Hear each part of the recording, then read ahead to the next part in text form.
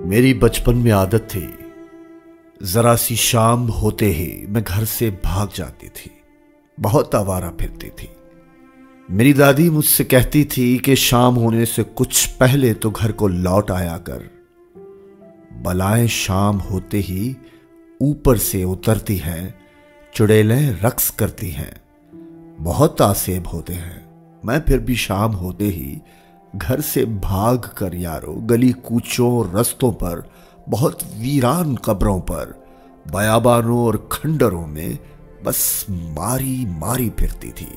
मुझे एक शौक रहता था, बलाएं कुछ तो मैं देखूं, कोई आसेब मिल जाए, कोई साया नजर आए, कोई चुड़ैल मिल जाए, किसी बहरूप अच्छे में मैं उसका रक्स तो देखूं, मैं उसके उल्टे पांव का उससे तज़किरा छेड़ूं तो झट से रूप बदले वो और असली रूप में आए तो डर के भाग जाऊं मैं, और घर में पहुंचकर अपने सारे बहन भाइयों को कई किस्से सुनाऊं मैं।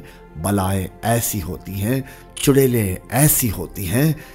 गुजारा सारा बचपन यूं मुतजस्सुस बेसमर गुजरा। कोई आसेब ना देखा, ना कोई भी बला देखी, चुड़ैलें भी ना मिल पाई। मगर जब आज मुद्दत बाद जब भी शाम होती है, हवा धीरे से चलती है, अंधेरा मेरे आंगन में जरा सा छाने लगता है, मुझे डर लगने लगता है।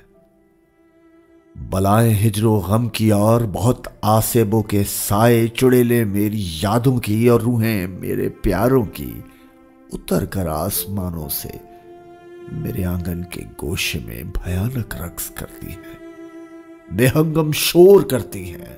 सदाएं उनकी कानों को बहुत तकलीफ देती हैं और फिर मैं खौफ के मारे डरी और सहमी रहती हूं। मुझे अब शाम का आना बहुत आजार लगता है। मुझे अब रूह से मिलना बहुत बेकार लगता है।